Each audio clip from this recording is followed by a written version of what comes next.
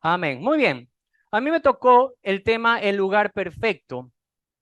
Y cuando uno habla del lugar perfecto, especialmente en Navidad, vienen muchas memorias a mi mente y entre esas mi abuela. Mi abuela influyó mucho en muchas cosas en mi vida, eh, especialmente yo creo que en ese temor a Dios. Y cuando era la época de Navidad, típico, todos íbamos a la casa de la abuela y ella buscaba un lugar perfecto. La verdad que tenía un lugar perfecto porque ella hacía una casa grandota y hacía un super nacimiento. Y qué bonito recuerdo porque ella hacía quitar inclusive sus mejores adornos y todo para poner ahí el nacimiento. Ahí lo ponía. Sí me daba un poco de miedo ese nacimiento porque ella le ponía una cosa que sonaba como un pajarito, que hacía crr, crr.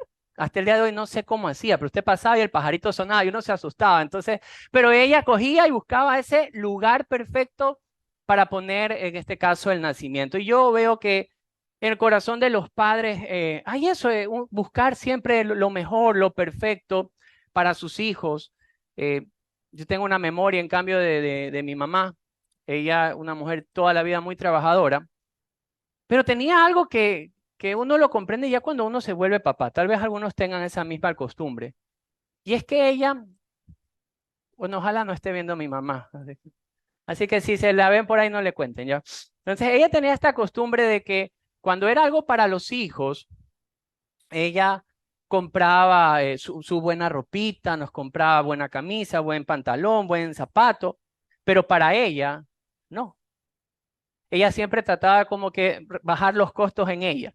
Y se iba a la costurera, compraba tela y se mandaba a hacer la ropa. En esa época se usaba esto de las costureras. Bueno, yo creo que ahora también. Pero siempre hacía esto. Trataba de dar lo mejor para sus hijos y para ella como que se rescataba un poco.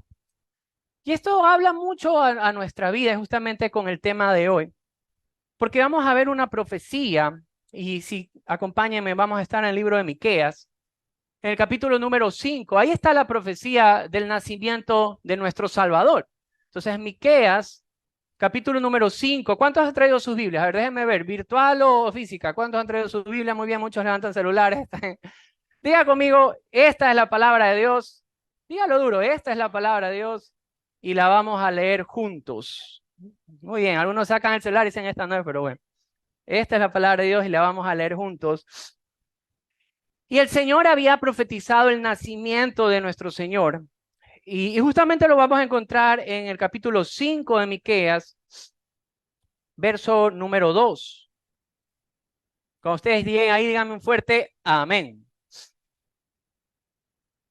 Dice la Biblia, pero tú, Belén Éfrata, pequeña para estar entre las familias de Judá, de ti me saldrá el que será Señor de Israel, y sus salidas son desde el principio, desde los días de la eternidad.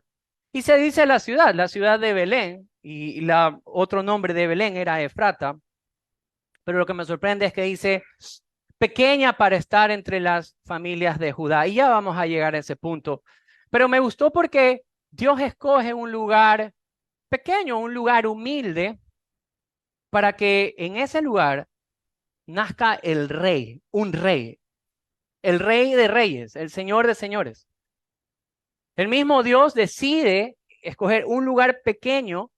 Él es el creador del universo. Dice la Biblia que por medio de Jesucristo todas las cosas subsisten. Ese es Jesucristo. Y Él decide venir a un lugar pequeño para ser contadas inclusive dentro de las ciudades de Israel. Esto no puede pasar por alto, debemos de estudiarlo. ¿Qué piensan ustedes?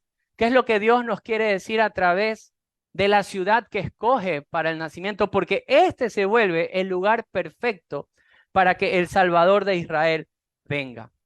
¿Cuál es el contexto de Miqueas?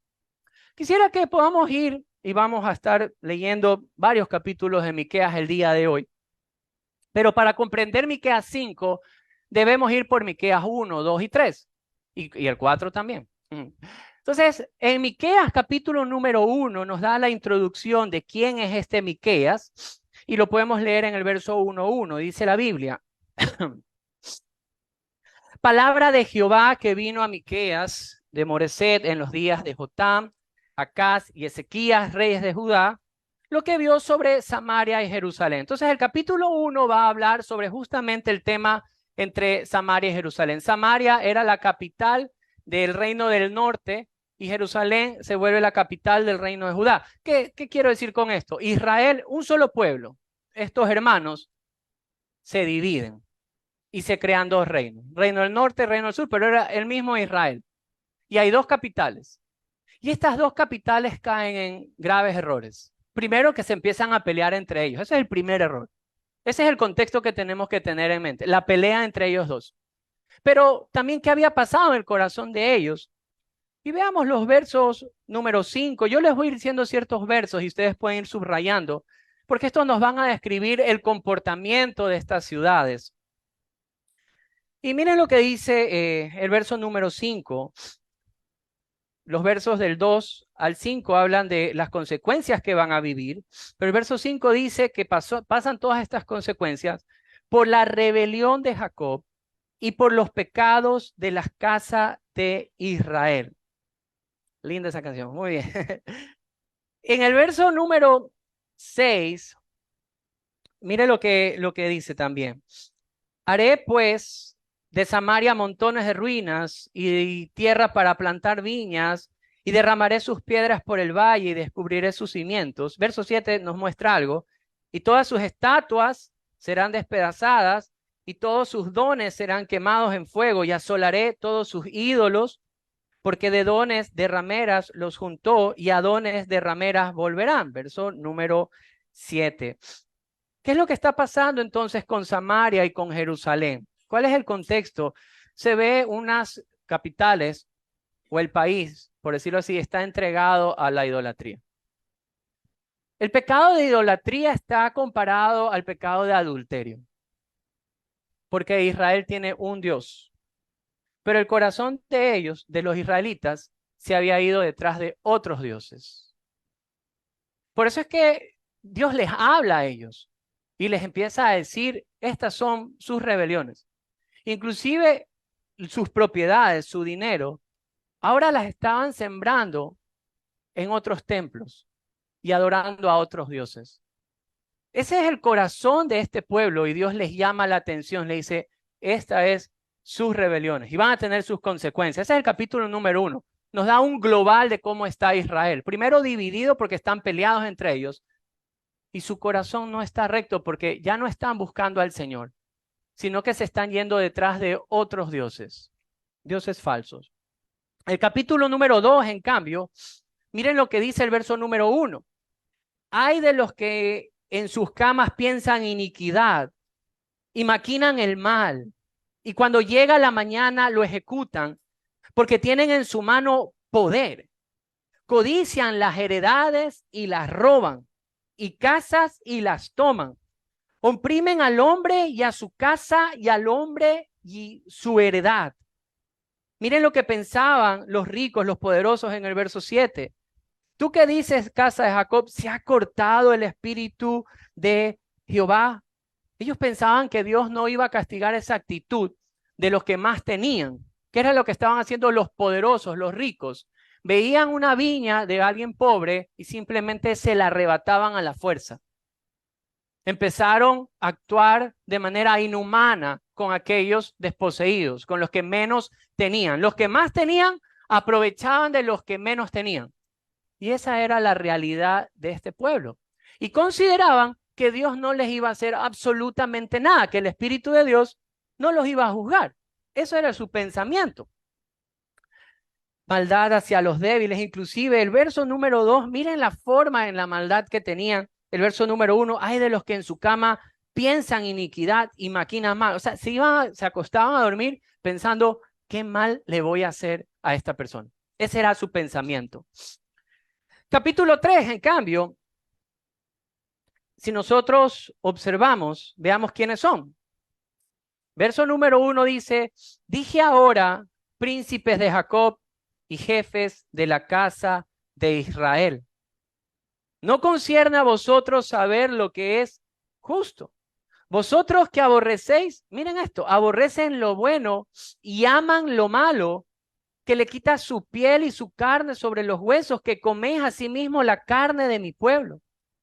En el verso número 5 nos describe más el pecado. Dice, así ha dicho Jehová acerca de los profetas que hacen errar a mi pueblo y que claman paz cuando tienen algo que comer, y al que no les da que comer, proclaman guerra en contra de él. Verso 9. Ahora, oíd ahora estos jefes de la casa de Jacob y capitanes de la casa de Israel, que abomináis el juicio y pervertís todo el derecho. ¿Qué es lo que estaba pasando? ¿Quiénes son los que están aquí? Es el liderazgo social y el liderazgo religioso. ¿Quién es el liderazgo social? Los jueces. ¿Qué era lo que estaban haciendo los jueces de esa época? Cuando les daban dinero, decían justicia. Y si no les daban, para la cárcel. No estaban juzgando rectamente. ¿Se parece un poco a Guayaquil, a Ecuador? Sí, ¿verdad? Y los profetas. Si venía alguien y tenía que comer, digamos, Gilbert decía, Javier, ven, profetízame. Yo le decía, ya, pero ¿qué he de comer? Y Gilbert me decía, le tengo un buen seco de pollo. Entonces yo iba donde Gilbert y le decía una buena profecía. Pero si Gilbert me decía, no tengo ni agua, entonces te va a venir guerra. Básicamente, de esa forma se estaban comportando. Por si acaso no es algo que hemos hecho con Gilbert, es un ejemplo. Pero ese era el comportamiento de los profetas. O sea, los líderes religiosos y los líderes sociales estaban detrás del dinero. Básicamente es lo que quiere decir Miqueas número 3. ¿Cuál iba a ser la consecuencia para ellos? Porque todo esto está en el contexto de que Dios va a hacer una promesa del nacimiento del Mesías. ¿Cuál iba a ser la consecuencia? Veamos lo que nos dice la Biblia. Véngase en el capítulo número 1, hay una consecuencia. En el verso 16 hay un llamado al arrepentimiento y hay una consecuencia. 1:16 dice, ráete y trasquílate por los hijos de tus delicias, hazte calvo como águila, le está llamando al arrepentimiento, porque en cautiverio se fueron de ti. ¿Qué es lo que se está profetizando? Van a caer como cautivos. ¿Qué era esto de cautivos? Venían las naciones alrededor de ellos, le hacían guerra, les ganaban la guerra y se los llevaban como esclavos. Eso era llevarlos en cautiverio. Este tipo de situaciones es la que venía en contra de ellos. Miren lo que dice el verso 4 del capítulo número 3. Miren lo que dice la Biblia. Entonces clamaréis a Jehová y yo no os responderé. Antes esconderá de vosotros su rostro en aquel tiempo por cuanto hicisteis malvadas obras. Perdieron su comunión con Dios. Esa era otra de las consecuencias. Dios mismo iba a juzgar este pecado de su pueblo. Y si me acompañan nuevamente, el capítulo número 1, es tan gráfica la descripción de la consecuencia que dice así, Miqueas 1, verso número 3. Porque he aquí, Jehová sale de su lugar y descenderá y hollará a las alturas de la tierra y se derretirán los montes debajo de él y los valles se hendirán como la cera delante del fuego, como las aguas que corrompen por un precipicio. Verso 6. Haré de Samaria montones de ruinas. Verso número 7. Todo esto va a ser despedazado. ¿Qué es lo que Miqueas nos está diciendo? ¿Cuál es la consecuencia para el pueblo de Israel en esta época? Juicio, ruinas. ¿Ustedes alguna vez han visto cómo la cera se derrite por el hielo? Iba a ser por el fuego. Cae así. Esa es la imagen que Miqueas da sobre los montes ante la presencia de Jehová, como que se derritieran por la cera. La ira de Dios iba a venir sobre su mismo pueblo. Pero una de las cosas que considero más graves aún es que se los lleven cautivos. Porque ellos habían sido un pueblo que habían sido prometidos a vivir ahí. Y Dios ahora permitiría que sus enemigos lo tomen y se los lleven nuevamente fuera.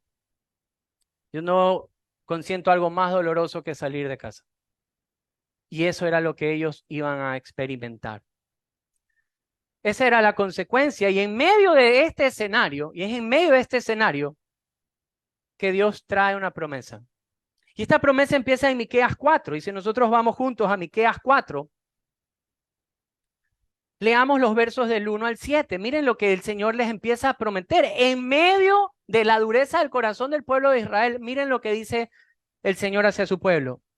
Acontecerá en los postreros tiempos que el monte de la casa de Jehová será establecido por cabecera de montes, y más altos que los collados, y correrán a él los pueblos. Vendrán muchas naciones y dirán, venid y subamos al monte de Jehová y a la casa del Dios de Jacob, y nos enseñarán sus caminos y andaremos por sus veredas, porque de Sión saldrá la ley y de Jerusalén la palabra de Jehová. Y él juzgará entre muchos pueblos y corregirá a las naciones poderosas hasta muy lejos. Y martillarán sus espadas para asadones y sus lanzas para hoces. Y no alzará espada nación contra nación, ni se ensayará más para la guerra. O sea, va a haber paz. Verso 4. Y se sentará cada uno debajo de su vid y debajo de su higuera, y no habrá quien los amedrente, porque la boca de Jehová de los ejércitos lo ha hablado. Aunque todos los pueblos anden cada uno en el nombre de su Dios, nosotros con todo andaremos en el nombre de Jehová nuestro Dios eternamente y para siempre. Y en aquel día, dice Jehová, juntaré la que cojea y recogeré la descarriada y a la que afligí, y pondré la coja como remanente y a la descarriada como nación robusta. Y Jehová reinará sobre ellos en el monte de Sión desde ahora y para siempre. Dios les estaba diciendo que él iba a afligir y que él iba a destruir. Pero en este capítulo 4, él les empieza a decir que Dios va a restaurar lo que había destruido. Todos querrán estar en ese lugar porque conocerán al verdadero Dios, es lo que él empieza a decir. Que serán enseñados del mismo Dios. Que habrá paz. Yo creo que esto de que habrá paz es una de las cosas que más a nosotros nos puede identificar. Yo quisiera poder salir hoy en Guayaquil y no tener que mirar a todos los lados en la roja. No sé si a usted le pasa, pero uno está diciendo, vas al centro comercial y en todo lado, alguien te toca y te pones así, ¿verdad? ¿Cuántos de nosotros deseamos esa paz en nuestro interior? Y es en el momento cuando estemos con el Señor. Y todas estas son las promesas que Dios está trayendo. Entonces, Israel había endurecido su corazón, le habían dado la espalda a Dios, su corazón estaba altivo. Y Dios profetiza que va a haber consecuencias graves. Juicio de Dios vendría sobre Israel. A tal punto que iban a ser sacados de su propia casa, de su propio hogar, de su propia tierra, por medio de violencia, por si acaso. Iban a ser sacados de ahí, iban a ser afligidos y les iba a doler. Pero Dios promete, yo los voy a regresar y tendrán paz. Pero Él no se queda solamente con, van a regresar, sino les dice, ¿quién los va a regresar? Y esa es la promesa de Miqueas 5. Entonces regresemos a Miqueas 5, versículos del 1 al 2.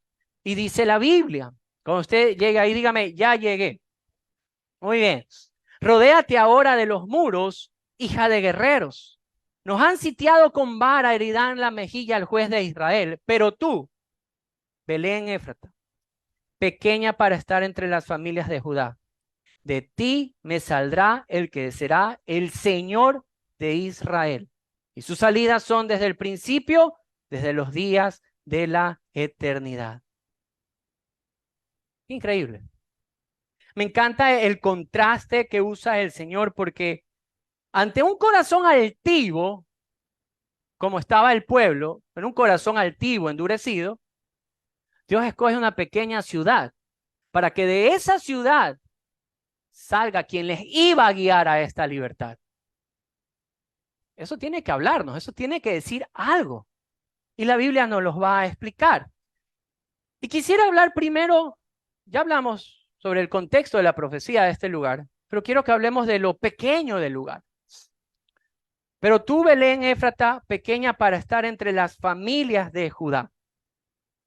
¿Sabían algo? Que Josué capítulo número 21, ahí se hace un censo de las ciudades de Israel. Pero Belén era tan pequeña, tan insignificante, que no fue contada en el censo. Ustedes pueden revisar, lean Josué capítulo número 21, Josué 21 no lo registra por lo pequeño de la ciudad.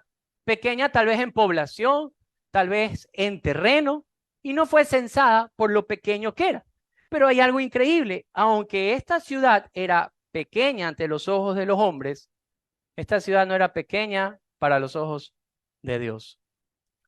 ¿Quién era el que vendría al lugar? ¿Qué describe la Escritura? Veamos nuevamente. Miqueas 5, verso 2, dice, de ti me saldrá el que será el Señor en Israel. Y ahí viene una pregunta interesante. Un rey, el rey de reyes, en un lugar pequeño, en un lugar chiquitito. ¿Qué nos enseña? ¿Qué significa la palabra Señor? Este viene del hebreo mashal o masal. Y significa el que gobierna, el que domina. Y yo me pongo a pensar un poquito de este lugar pequeño para un rey. Esta semana tuvimos la investidura de nuestro nuevo presidente. Y ahí salió a relucir, ¿qué cosa? Salió así el bebé, sí, es una de las cosas que más llamó la atención, pero salió del presupuesto. ¿Escucharon sobre el presupuesto de lo que iba a ser el cambio de mando? Es una fiesta cara. $600,000 decía, y nuestro presidente lo quiso cortar a la mitad, no pudo, lo extendieron, $500,000 en una fiesta, ¿verdad? ¿Por qué? Porque es la investidura ¿de quién? Del presidente. Es por quién es o quién representa. Y yo sí me puse a pensar, porque nosotros como padres, con recursos limitados, tratamos de hacer cosas bonitas para los hijos. Nosotros tuvimos el cumpleaños de nuestra hija y dentro de las posibilidades, uno dice, voy a hacer algo bonito ¿para qué? Para los invitados porque es nuestra hija. Entonces uno trata de llevar al payaso Cepillín, no sé, pues tener la copa mexicana, bueno, los detallitos que normalmente uno tiene en una fiesta. Y nosotros con recursos limitados tratamos de hacer ¿qué? De dar como que lo bonito, ¿verdad? Buscar esa fiesta perfecta, por decirlo de alguna forma. Pero hay una gran diferencia entre usted, yo y el Señor. ¿Cuál es? Sus recursos son ilimitados. La Biblia declara que de Él es toda la plenitud de la tierra. Absolutamente todo es de Dios. ¿Y por qué Dios escogió este lugar tan pequeño? ¿Por qué Dios se fijó en una ciudad que no era ni siquiera considerada ni prestada atención por los mismos israelitas? Y yo encontré 3 cosas que podemos observar de por qué Dios escogería un lugar pequeño. Primero, porque Dios se glorifica a sí mismo en lo pequeño y humilde. ¿Sabía usted eso? Nosotros somos al contrario, nosotros tratamos de hacer grandes cosas para Dios, para como conquistar su amor. Mucha gente a veces hasta de broma dice, pero bueno, si quieres tener una relación con Dios, ponte un par de tapillas de Coca-Cola, arrástrate y camina por ahí y vas a ver que de esa manera Dios te escucha. O deja de comer una semana entera y vas a ver que Dios te escucha. No, vas a terminar flaquísimo, pero no sé si tratamos de hacer grandes cosas como para prestar o que Dios preste su atención hacia nosotros. Pero Dios no trabaja, no es igual que nosotros. Dios más bien se glorifica en lo pequeño y humilde. Diga conmigo, Dios se glorifica en lo pequeño y humilde. Yo cogí una frase de Roberto Jamison y él dice esto. Dios escoge las cosas pequeñas del mundo para eclipsar en gloria las cosas más gloriosas del mundo. Pablo en Primera de Corintios, capítulo número 1, versículos 26 y 27, Primera de Corintios 1, 26 y 27, Pablo dice lo siguiente, pues mirad, hermanos, vuestra vocación, que no sois muchos sabios según la carne, ni muchos poderosos, ni muchos nobles, sino que lo necio del mundo escogió Dios para avergonzar a los sabios. Y lo débil del mundo escogió Dios para avergonzar a lo fuerte. Y lo vil del mundo y lo menospreciado escogió Dios y lo que no es para deshacer lo que es. Dios se glorifica en las cosas pequeñas, en las cosas humildes. Muy contrario a lo que nosotros muchas veces pensamos. Cuando hablábamos de esto, me ponía a pensar en esto. Si yo le diría, nos vamos a la guerra. ¿Qué piensa usted que necesitamos para la guerra? Armamento. ¿Pero qué clase de armamento? Esto no, pues esto no sirve de nada. Es como cuando va al bus y nos roban y hacen así, no es nada. No, pues, ¿qué clase de armamento buscamos? Los megatanques, ¿verdad? ¿Qué más buscamos? Las megas bazucas, las megabombas, los megagenerales. Y nosotros pensamos de esa manera porque así vamos a ganar, ¿qué? La guerra. El otro día, yo no tengo nada en contra del presidente Bukele por si acaso, pero él sacaba en su Instagram, dice, llegó el nuevo armamento. Yo nunca he visto una ametralladora tan grande, y era una cosísima, y él que es flaquito y chiquito. Entonces, era una... Porque nosotros tenemos ese concepto, las grandes cosas y vamos a glorificar algo. No, y cuando hablamos de grandes guerras y grandes armas y todo esto, ese es nuestro pensamiento, el pensamiento del ser humano. Pero Dios actúa diferente. Si nosotros vamos un momento a Jueces capítulo número 6, en Jueces capítulo número 6 pasa algo muy interesante. Jueces 6 narra la historia de un hombre llamado Gedeón. Gedeón es un hombre muy interesante. Los madianitas habían conquistado la tierra de Israel. ¿En qué sentido? Los israelitas le tenían pavor, le tenían miedo. Todo lo que ellos sembraban en su tierra, los madianitas venían cuando ya crecía y todo estaba bonito, los madianitas venían, llevaban sus camellos, sus animales, y se les comían absolutamente todo. Tan atemorizados estaban que se hicieron unas cuevas y los israelitas empezaron a vivir escondidos en cuevas por el temor que le tenían. Ahora, en medio de todo esto, Dios fija sus ojos en un hombre llamado Gedeón y se le presenta.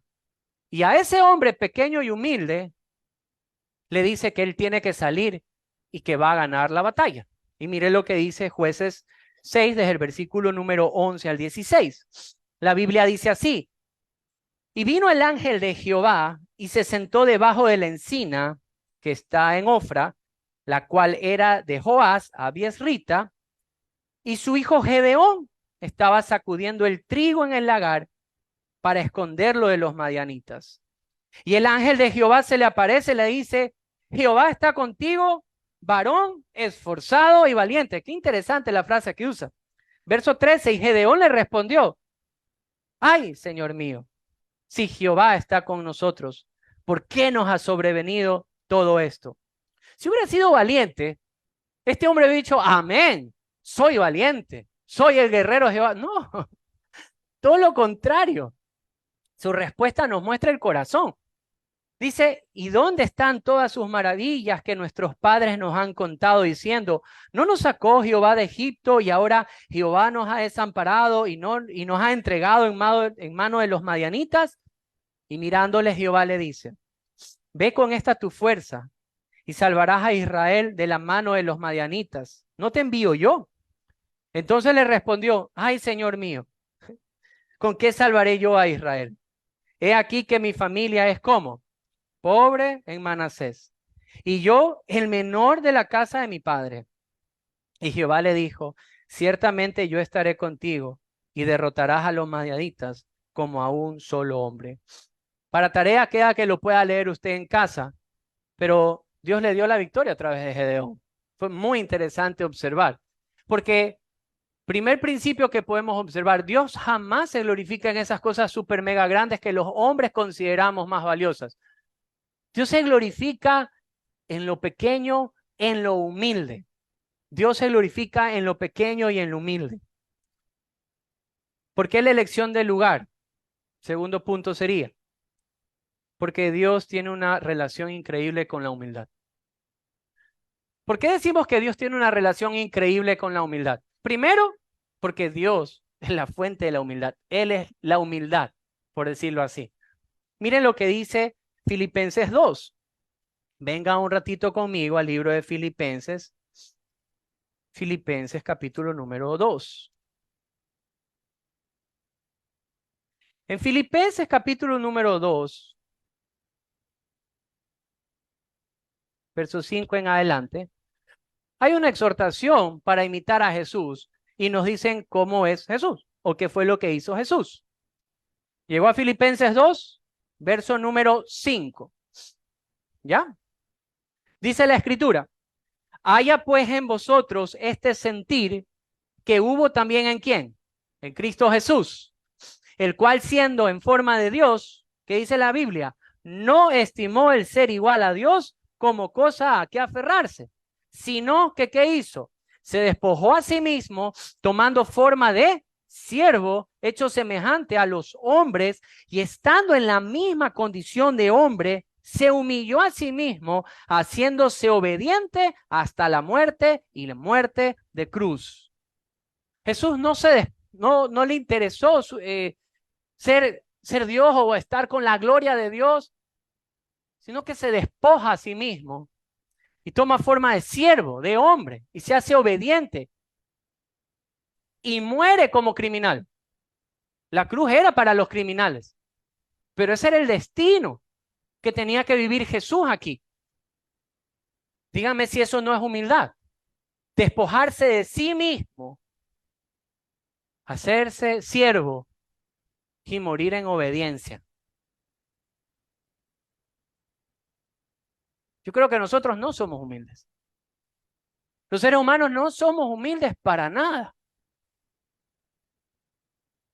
Todo lo contrario a la humildad. No sé si a usted le ha pasado, pero uno de joven se da, ahora ya uno que tiene un poquito más de canas, se da cuenta que no ha sido uno humilde para nada. Nos mandaban a la tienda y yo no sé usted, pero uno cuando está vestido en casa, ¿verdad? No anda en las mejores galas.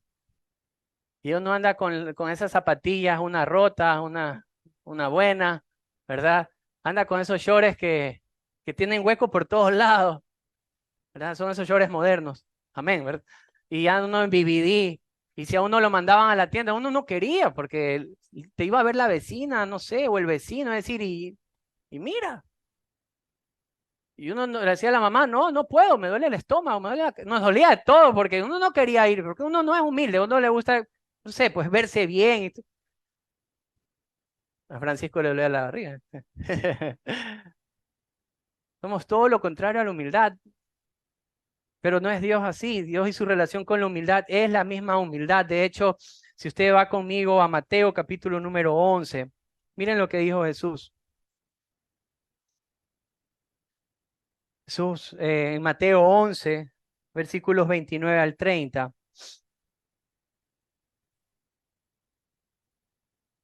Y me encanta este versículo. Mateo 11, 29 al 30 dice, lleven mi yugo sobre ustedes y aprendan de quién. De Jesús, aprendan de mí, que soy manso y humilde de corazón, y hallaréis descanso para vuestra alma. Entonces, esta relación de Dios y con la humildad es porque Él es el principio de la humildad. No sé si a veces podemos concertar esto en nuestra mente, pero miren, en cierta ocasión estuvimos en una hostería en Otavalo con mi familia y justamente estaba el presidente de la República ahí. Y yo no sé por qué, la verdad no sé por qué, pero cuando uno se acerca a una dignidad como el presidente de la República, primero que estaba rodeado de 500,000 guardaespaldas. Nosotros estábamos comiendo en una mesa y él estaba como a 3 mesas más allá. Y dijimos, la foto, pues. No podía perder la foto, ¿no? Entonces esperábamos que termine de comer el hombre y todo. Entonces, pero cuando uno se acerca, uno sí se acerca como que, presidente, con respeto, ¿verdad, señor presidente? Mis hijos también, pero uno a veces no puede ni articular bien las palabras. Yo, señor presidente, foto, tomémonos. Entonces, no, tomémonos la foto. Tratamos de alguna forma de hablar y la verdad no sé por qué uno se pone nervioso, porque es un ser humano, pero eso pasa por la dignidad que ocupa. Nosotros estamos hablando de Jesús, el que hizo los cielos y la tierra, el Dios encarnado. Colosenses dice que todas las cosas por Él subsisten, por Él fueron hechas. Eso dice la Escritura. No estamos hablando de un presidente cualquiera, ni siquiera presidente. Él es el Rey de reyes, Señor de señores, el que está sobre la creación. Y se hizo hombre. Para mí no hay mayor ejemplo de humildad. Y no solamente que se hace hombre, sino que camina en esta tierra con nuestra misma debilidad y decide morir en la cruz. Y la muerte de la cruz no fue nada fácil. Lo desnudan públicamente, lo azotan públicamente, ponen una corona de espinas sobre su cabeza, blasfeman en contra de él. Y no le importó. Él es la humildad y Jesús dijo, aprendan de mí. Entonces la relación de Dios con la humildad es porque Él es mismo humilde. Pero miren lo que dice el libro de los Salmos. Vamos a ver 3 salmos. Primero el Salmo 25.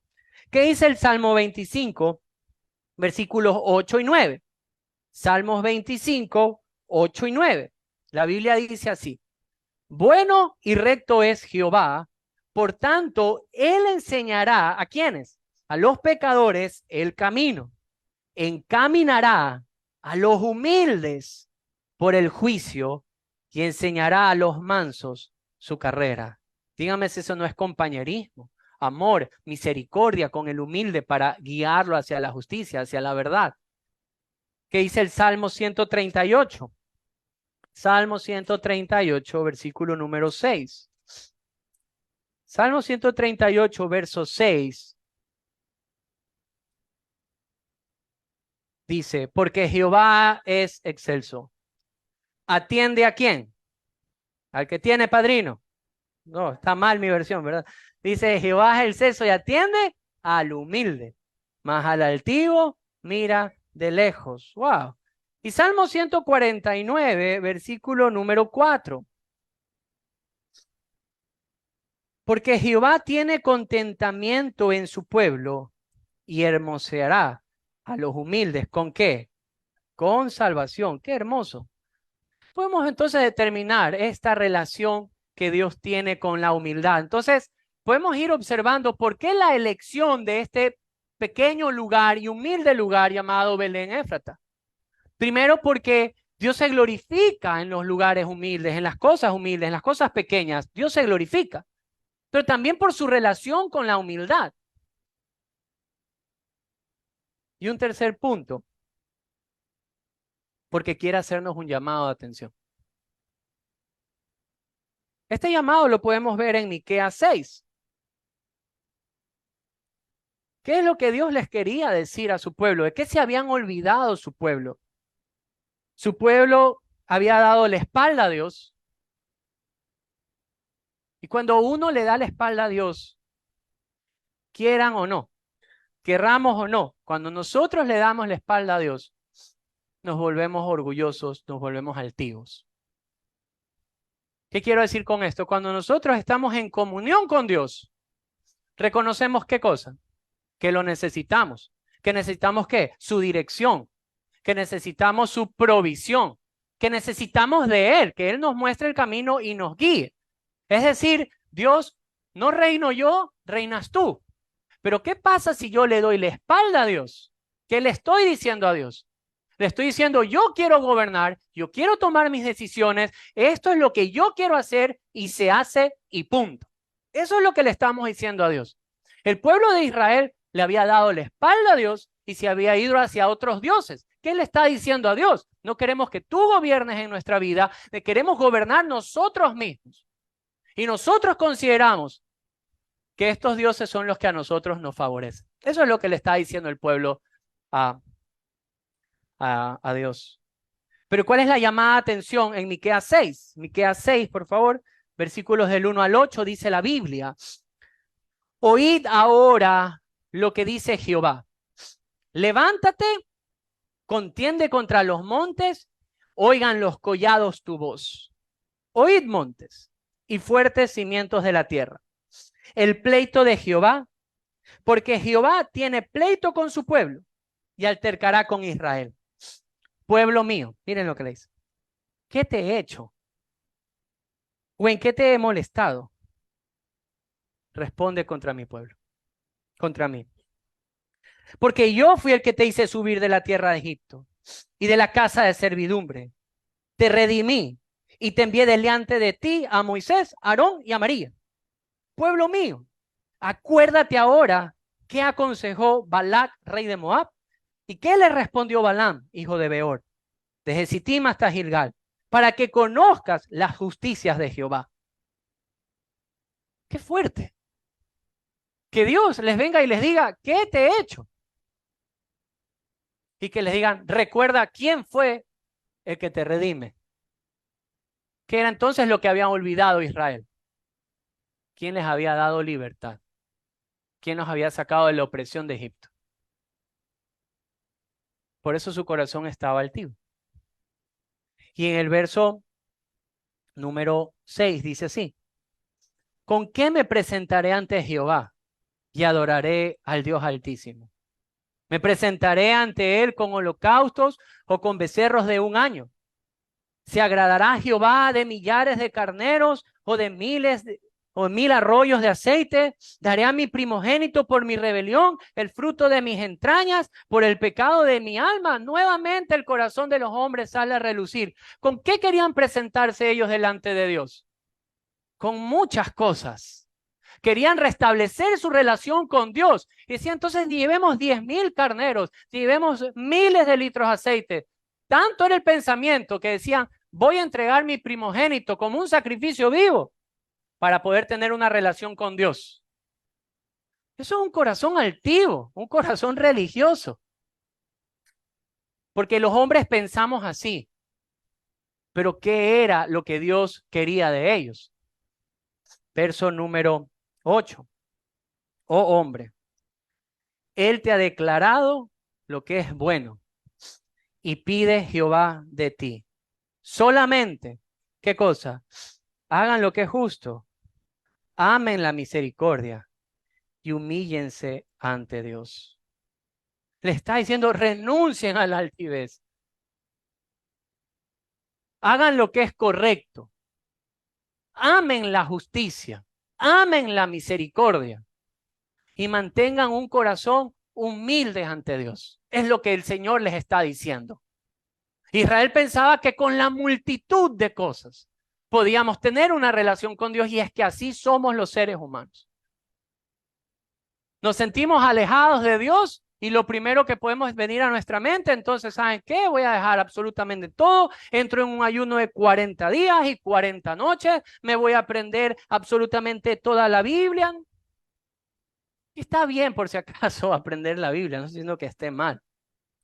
Pero si leer la Biblia es un sacrificio para nosotros, no tiene sentido. ¿Qué es lo que realmente Dios quería que haga el pueblo? Queridos amigos, que se arrepienta de haberle dado la espalda a Dios. Era así de fácil. ¿Por qué le decían, hagan justicia? Porque estaban cometiendo injusticias. ¿Qué estaban haciendo? Se fijaban en la tierra del otro y decían, esa tierra es mejor, sal de aquí, la tomo para mí. Eran avaros. Eso era lo que estaba haciendo el pueblo de Israel. No estaban practicando lo que era justo. ¿Qué era más fácil que entregar 10,000 carneros? Arrepentirse. Es decir, estoy mal y vuelvo mi corazón a Dios. Eso era lo que estaba buscando Dios. Por eso es que la elección del lugar es importante. Primero, porque Dios se glorifica en lo pequeño, en lo humilde. Segundo, por la relación que tiene Dios con lo pequeño y humilde. Pero por tercer punto, por el llamado de atención que esto da también a nuestra vida. Dios está escogiendo un lugar pequeño y humilde en medio de un corazón altivo como el de su pueblo, para que meditemos en esto. Para mí, la verdad es que Belén, Efrata, jamás va a ser igual. Haber estudiado esta escritura para mí jamás va a ser igual. No se va a pasar por alto qué significa Belén. Me hice una última pregunta y era, entonces, ¿por qué Belén es el lugar perfecto para el nacimiento del rey? Primero, porque hay que recordar tres cosas que con esto ya terminamos. Primero, la humildad que tenemos que tener delante de Jesús. Diga conmigo, ser humilde delante de Dios. ¿Cómo somos los cristianos? Pero seamos sinceros, ¿cómo somos los que creemos en Cristo muchas veces? Porque muchas veces decimos, los que están afuera están mal, porque necesitan de Dios. Nosotros también. Miren esto, miren Lucas 11. Venga conmigo un ratito a Lucas 11. Unos hombres que tuvieron la capacidad aún de sacar demonios de la gente. Iban y hacían milagros en el nombre de Jesús. Y en Lucas 11,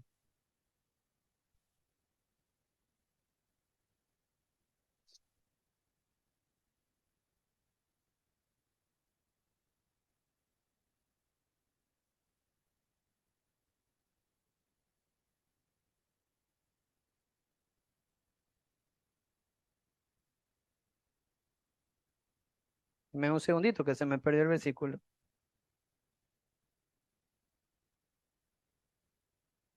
Lucas 10. Es Lucas 10. Verso 17.